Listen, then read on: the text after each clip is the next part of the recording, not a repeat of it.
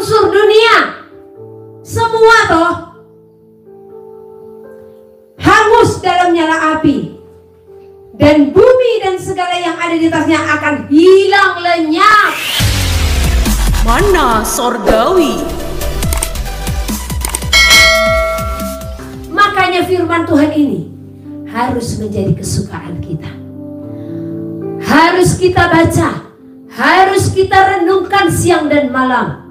Harus kita jadikan roti kehidupan, makanan yang ternikmat dan terenak, karena semua ada di dalam. Ya, ini buku paling sempurna, buku paling lengkap. Jangan baca novel saudara luar biasa, ya. Ini melebihi novel, karena sejarah ada di dalamnya.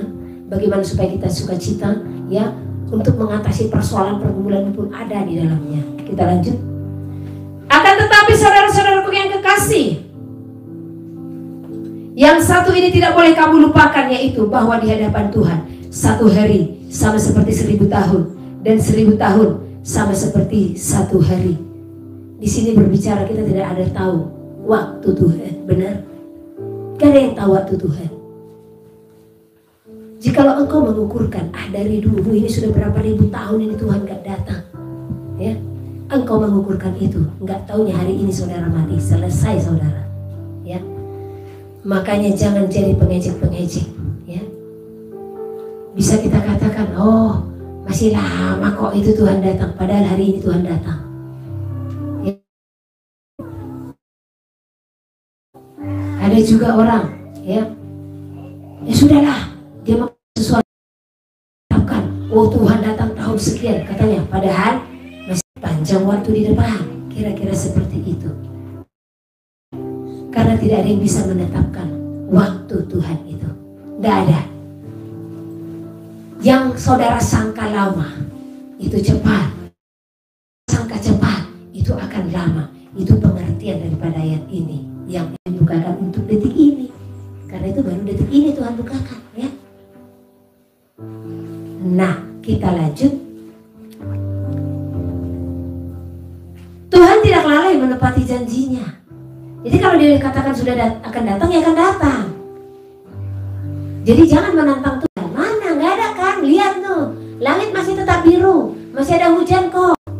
Ya, jangan ini yang kita lihat, tapi keadaan dunia, sifat-sifat manusia di akhir zaman. Itu yang harus saudara lihat.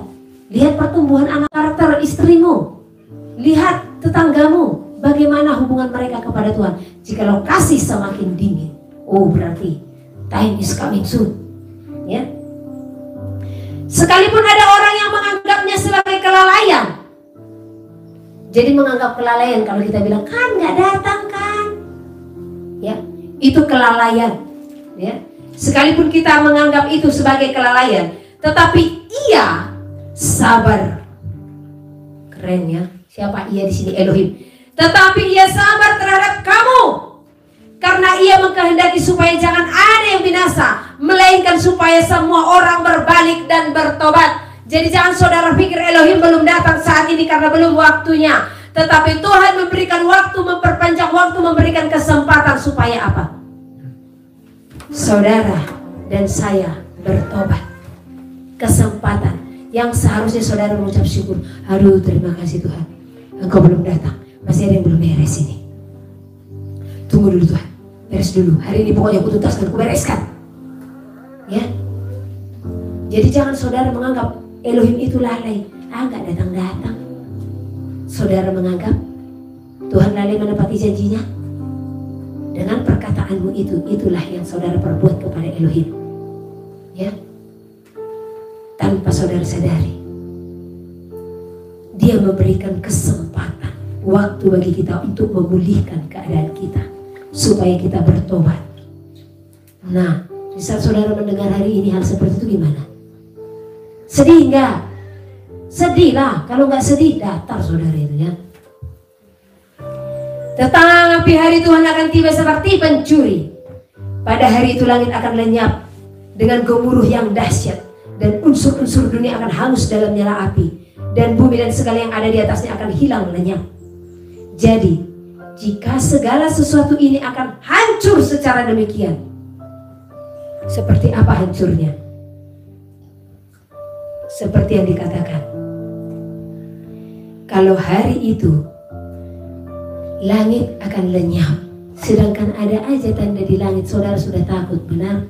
Kemarin ada tanda di langit di Jawa apa itu, yang dia seperti kolam, ya, Jember ya. Dan pada takut enggak? Pada takut, gemetaran ya. Apa yang akan terjadi? Dilihat seperti laut di atas, satu contoh.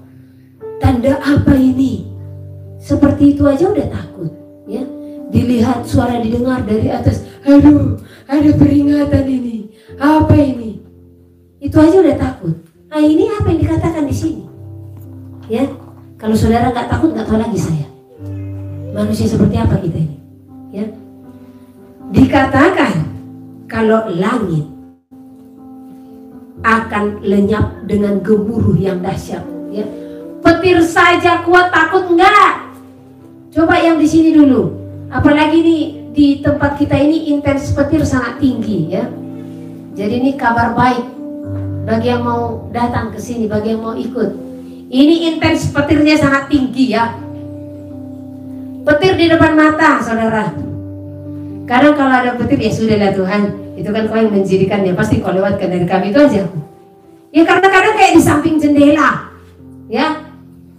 Dan kalau sudah bunyi gemuruh di sini, mungkin saking tingginya kalinya, jadi rumah ini tanah bergetar kalau sudah bunyi gemuruh. Nah, coba mendengar itu saja, ya. Sebenarnya kita itu takut, benar nggak? Mendengar gemuruh, siapa sih yang nggak takut? Melihat petir yang begitu besar, kilat yang begitu dahsyat, siapa yang nggak takut? Ya, semua pasti takut. Tetapi dikatakan di sini, dengan gemuruh yang dahsyat, dan unsur-unsur dunia akan hangus dalam nyala api. Coba saudara bayangkan, langit lenyap dengan gemuruh yang dahsyat, ya, bunyi puar gitu saja sudah takut kita. Jadi gimana gemuruh yang dahsyat ini nantinya, ya?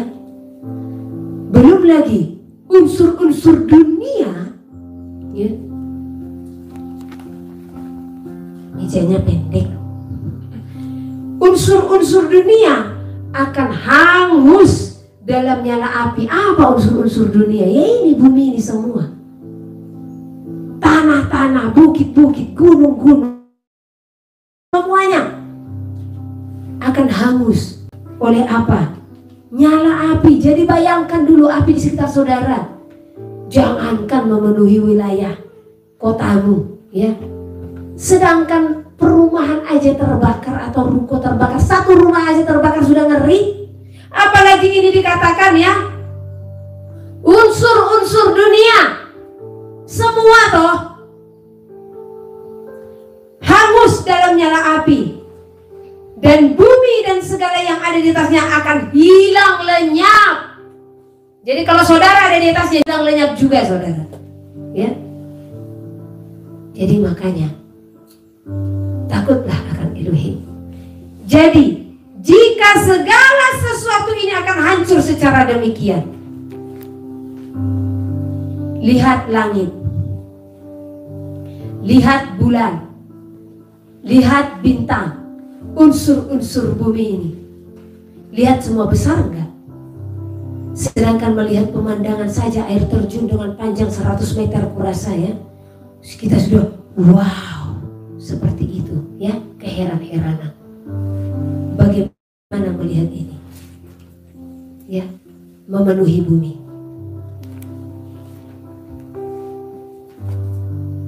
Jadi melihat sesuatu yang seperti saya contohkan tadi, kita sudah terheran-heran ya.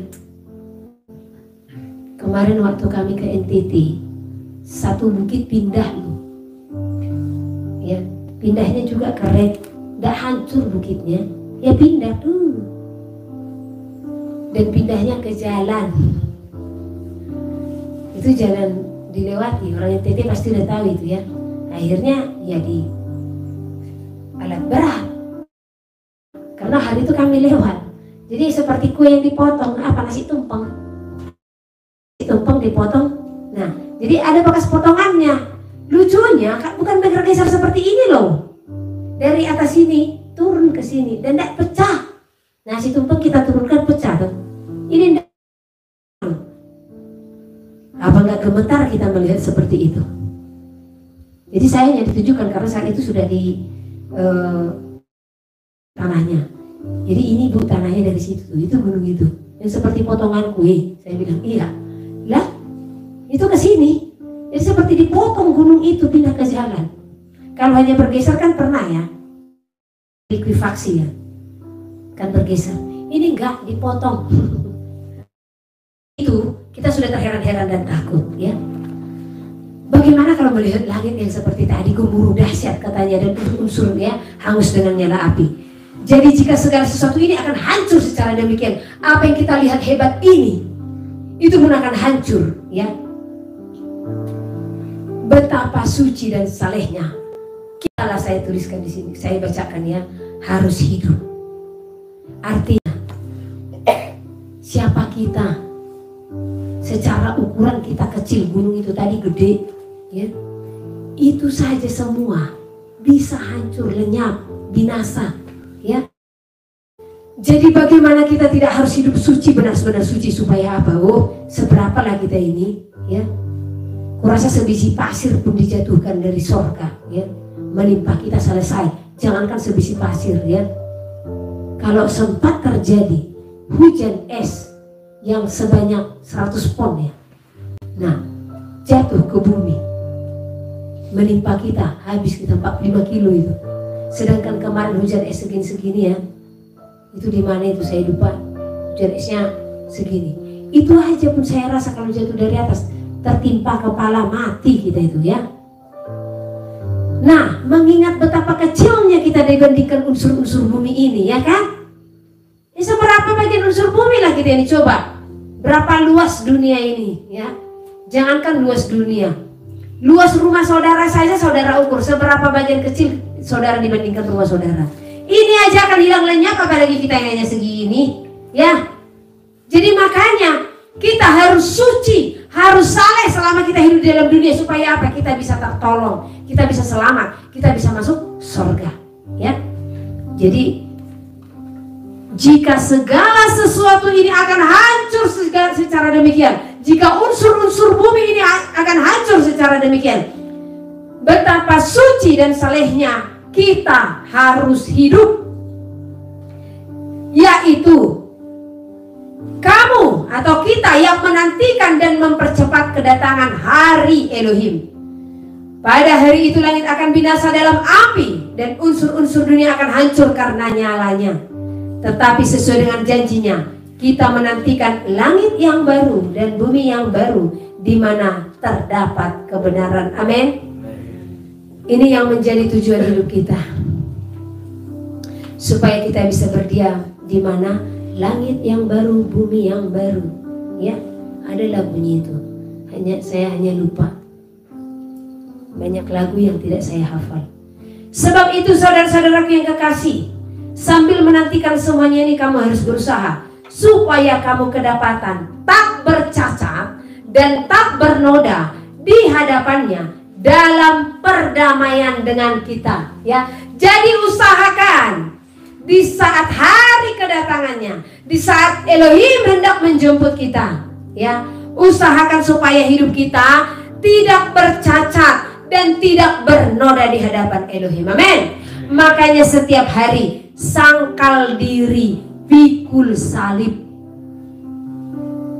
bereskan hidup setiap hari, supaya kalau hari ini Tuhan datang menjemput, kita sudah didapati tidak bercacat dan tidak bernoda, sehingga oh ini anakku layak ini ya, sampai tidurnya tadi dia benar di hadapanku ya.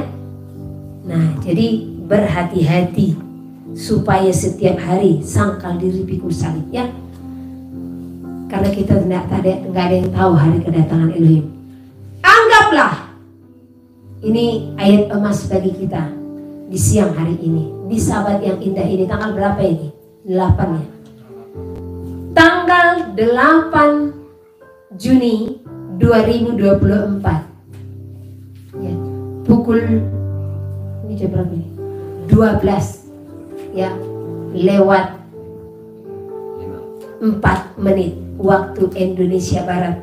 Ayat emas yang menjadi rema dalam diri kita ya. 2 Petrus 3 ayat yang ke-15. Anggaplah kesabaran Tuhan kita sebagai kesempatan bagimu untuk beroleh selamat. Seperti juga Paulus, saudara kita yang kekasih, telah menulis kepadamu menurut hikmat yang dikaruniakan kepadanya. Jadi ingat, waktu yang ada saat ini, jangan saudara merasa Tuhan lalai sehingga dia tidak datang. Tetapi anggaplah hari ini kesabaran Elohim sebagai kesempatan bagi kita untuk beroleh selamat. Amin. Jadi jangan sia-siakan apa yang Tuhan berikan. Hidup ini harus jadi berkat ya. Jangan sia-siakan apa yang Tuhan beri. Hidup ini harus jadi berkat. Oke, nanti kita nyanyikan di akhir khotbah ya, kita selesaikan dulu ya. Jadi di sini Petrus katakan, seperti juga Paulus, saudara kita yang kekasih. Saat itu Petrus menyatakan saudara yang kekasih, karena perjuangan berat itu bagi para rasul untuk menerima Paulus ya. Waktu yang lama loh. Telah menulis kepadamu menurut hikmat yang dikaruniakan kepadanya. Hal itu dibuatnya dalam semua suratnya. Apabila ia berbicara tentang perkara-perkara ini. Perkara-perkara apa? Waktu Tuhan, persiapan-persiapan. Semuanya itu yang dituliskan oleh Paulus. Bagaimana kita harus hidup selama kita hidup di dalam dunia, supaya biarlah Tuhan yang hidup di dalam kita dan menghidupi kita. Itu yang Paulus mau dari hidup kita. Itu yang ada dalam tulisan-tulisan Paulus ya, supaya apa? Kita beroleh selamat. Hanya itu tujuan Paulus. Dia berjuang. Dalam surat-suratnya itu ada hal-hal yang sukar difahami. Petrus saja mengatakan surat Paulus itu sukar dipahami. Petrus yang sudah bersama-sama dengan Elohim, Tuhan Yahusua, selama 3 tahun menjadi muridnya, dia sendiri pun sukar untuk memahami, ya, mengakui kalau surat-surat Paulus itu sukar untuk dipahami, ya. Sehingga orang-orang yang tidak memahaminya dan yang tidak teguh imannya memutarbalikkannya menjadi kebinasaan mereka sendiri, sama seperti yang juga mereka telah buat dengan tulisan-tulisan yang lain. Saya bersyukur hari ini Tuhan kasih ini, karena tadi pagi saya mencoba mengingat ayat ini di mana, karena ini saya sampaikan, ternyata ini ayatnya. Ya, banyak orang menyalahartikan tulisan-tulisan Paulus. Karena tulisan-tulisan Paulus itu sangat sulit untuk dipahami. Kadang kalau kita membaca seolah-olah bertentangan dengan firman Elohim, apa yang Elohim sampaikan, ya. Satu contoh, Matius 5 ayat 17, Elohim berfirman, Aku datang bukan untuk meniadakan tetapi untuk menggenapi, ya, hukum Taurat. Datang Paulus di Efesus 2 ayat 15. Dengan matinya Tuhan Yahusua di kayu salib, ia telah membatalkan hukum Taurat. Coba bertentangan gak ini? Secara pikiran logika manusia seperti bertentangan. Tetapi bertentangan jikalau saudara tidak memahami. Ya. Jadi Matius 5 ayat 17 dengan Efesus 2 ayat 15 itu seolah-olah bertentangan. Sampai saya pernah bilang sama seorang, ini perkara apa ini? Kembali binatang haram, ya. Semua pada angkat-angkat ayat untuk susah kali sih meninggalkan itu ya. Dan semua tulisan-tulisan Paulus sebenarnya tidak ada hubungannya dengan binatang haram. Bahkan itu ada hubungan dengan apa? Korban dan sunat. Itu sebenarnya tidak ada hubungan dengan binatang haram. Manusia aja yang terlalu hebat. Memang enak sekali babi ini ya kan. Wow, direbus ya, dimasak kecap, cumi, udang, wah enak sekali ya. Tetapi itu dilarang oleh Tuhan. Itu peraturan-peraturan yang Tuhan telah berikan sesuai dengan yang dikatakan di dalam Ulangan ya. Ajarkanlah ini kepada anak-anakmu, kepada keturunanmu siang dan malam. Di saat engkau duduk ya, di saat engkau berbaring, ajarkan kepada anakmu segala ketetapan, perintah dan peraturan. Itu peraturan Tuhan, itu perintah Tuhan, dan itu ketetapan ya. Tetapi ayat-ayat selalu diangkat hanya untuk apa? Di pikiran manusia hukum Taurat itu hanya apa? Binatang haram ya. Jangan mencuri, jangan membunuh, itu juga hukum Taurat. Jangan marah, itu hukum Taurat. Nah, jadi Efesus 2 ayat 15 dengan Matius pasal 5 ayat 17 seolah-olah itu bertentangan. Tetapi sungguh itu tidak bertentangan. Karena di Efesus 2 ayat 15 itu harus kita baca. Bagaimana cara memahami? Baca dari ayat pertama sampai terakhir, satu perikop itu baca ya. Satu pasal itu harus dibaca. Satu perikop nggak cukup, satu pasal ya. Satu pasal nggak cukup, baca semua kitabnya itu ya. Apa sih sejarah dari ayat-ayat itu semua? Yang disampaikan oleh Paulus di Efesus 2 ayat 15 itu berbicara tentang dua kubu ya. Dengan matinya Tuhan Yesus di kayu salib ya, Ia telah membatalkan hukum Taurat. Nah, bukan membatalkan, supaya ya, perseteruan yang sebenarnya dibatalkan. Keduanya menjadi satu katanya. Apa hubungannya? Ya. Ini berbicara antara bangsa Yahudi dengan non-Yahudi. Jadi tidak ada perbedaan lagi. Nah, jadi kalau kita salah mengartikan tulisan-tulisan Paulus, maka bagi yang salah ya, menafsirkan, bagi yang tidak memahami tulisan-tulisan Paulus, dan bagi orang yang tidak teguh imannya, maka mereka memutarbalikkannya menjadi apa? Kebinasaan mereka sendiri. Jadi kalau saudara memutarbalikkan firman Tuhan itu, tulisan-tulisan Paulus ya, maka itu akan menjadi kebinasaan bagi saudara sendiri ya. Sama seperti yang juga mereka buat dengan tulisan-tulisan yang lain. Nah, di zaman ini sudah banyak itu terjadi ya, sehingga menjadi kebinasaan bagi mereka sendiri. Coba lihat gereja-gereja sekarang yang terikat dengan segala doktrin-doktrin tanpa disadari. Doktrin-doktrin itu kalau tidak sesuai dengan apa yang tertulis, maka itu akan menjadi kebinasaan sendiri. Ingat dan kuduskan Sabat, dirubah. Jauhkan diri dari binatang haram, dirubah. Banyak yang telah dirubah ya.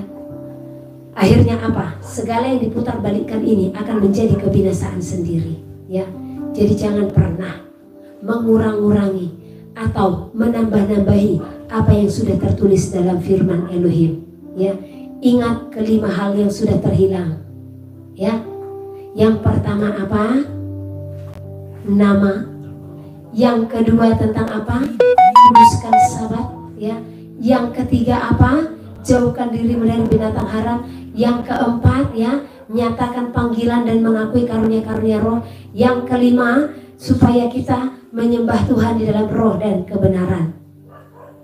Karena jarang ya, hampir kita tidak temukan gereja yang melakukan kelima hal ini.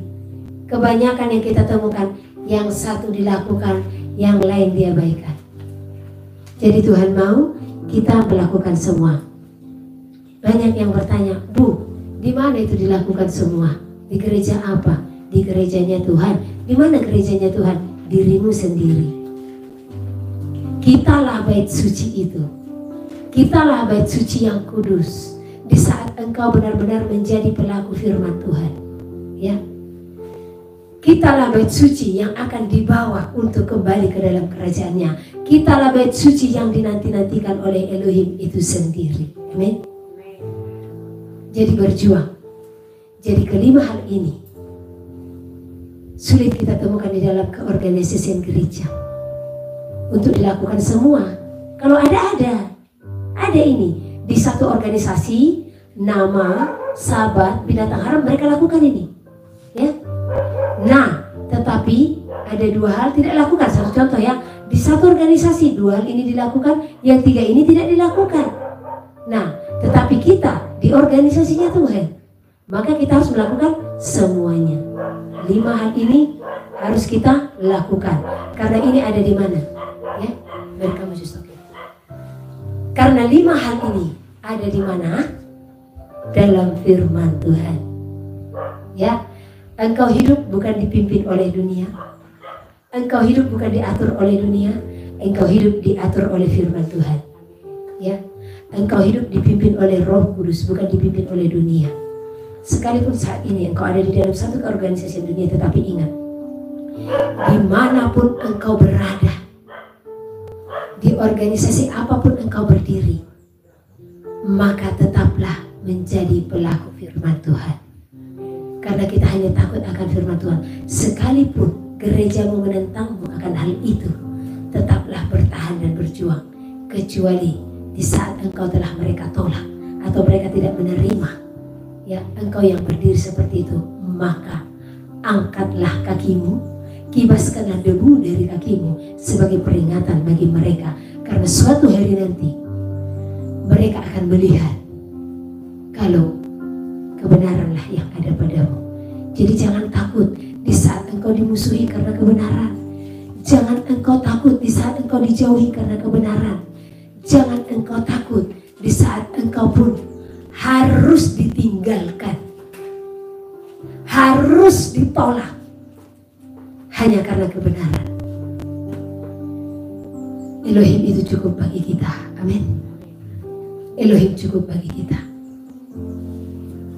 Saya bilang sama Tuhan, di saat saya menyampaikan kebenaran, banyak yang menjadikan saya sebagai musuh. Bahkan sering saya sampaikan, kenapa? Apakah aku jadi musuh bagimu di saat aku menyampaikan kebenaran? Tetapi sekalipun aku dijadikan musuh, tidak masalah. Yang penting mereka telah mendengar kebenaran itu. Karena pada akhirnya Tuhan akan membukakan di hari penghakiman. Saya hanya bilang sama Elohim, Bapa, sekalipun dunia meninggalkanku, hanya karena aku menyampaikan firman-Mu, asalkan Roh-Mu tetap diam dalamku, itu cukup bagiku. Ya, prinsip seperti itu harus kita siap. Jangan takut ditinggalkan. Karena di saat kita tidak takut, di saat kita tidak khawatir, maka itu semua tidak melanda kita. Buktinya, saya tidak ditinggalkan saudara-saudara saya. Ya, walaupun ada beberapa waktu saya ditinggalkan, tetapi banyak penghiburan-penghiburan yang akhirnya Tuhan bukakan. Demikianlah setiap hidup kita, berjuang, bayar harga ikut Tuhan. Jangan lihat dunia ini saat ikut Tuhan. Lihat ke atas, lihat ke depan, jangan lihat ke belakang, supaya kau tidak tersandung. Coba kau berjalan, lihat ke belakang, tiba-tiba ada kerikil di depan, tersandung toh. Jadi lihat ke depan di saat engkau berjalan, pandang salib di saat engkau berjalan, pandang pengorbanannya supaya engkau kuat di saat engkau ditolak, dihujat, dianiaya. Ya, katakan Elohim telah terlebih dahulu mengalaminya. Dia telah mendahului langkahku. Jadi Elohim telah mendahului langkah pengorbanan yang engkau alami di saat mengikut Dia. Dia sudah terlebih dahulu. Ya, bahkan di saat engkau pun harus mengalami derita aniaya mengikut Dia, siaplah. Bahkan di saat engkau harus menghadapi kematian mengikut Dia, siaplah. Itulah tandanya engkau murid. Itu tandanya engkau pengikut Hamasiah. Matius pasal 4. Pencobaan di padang gurun. Maka Yesus dibawa oleh Roh ke padang gurun untuk dicobai iblis. Dan setelah berpuasa 40 hari dan 40 malam, akhirnya laparlah Yesus. Lalu datanglah si pencoba itu dan berkata kepadanya, "Jika engkau anak Allah, perintahkanlah supaya batu-batu ini menjadi roti." Tetapi Yesus menjawab, "Ada tertulis, manusia hidup bukan dari roti saja, tetapi dari setiap firman yang keluar dari mulut Allah." Kemudian iblis membawanya ke kota suci dan menempatkan dia di bubungan bait Allah. Lalu berkata kepadanya, "Jika engkau anak Allah, jatuhkanlah dirimu ke bawah, sebab ada tertulis, mengenai engkau, ia akan memerintahkan malaikat-malaikatnya, dan mereka akan menatang engkau di atas tangannya, supaya kakimu jangan terantuk kepada batu. Yesus berkata kepadanya, ada pula tertulis, janganlah engkau mencobai Tuhan Allahmu.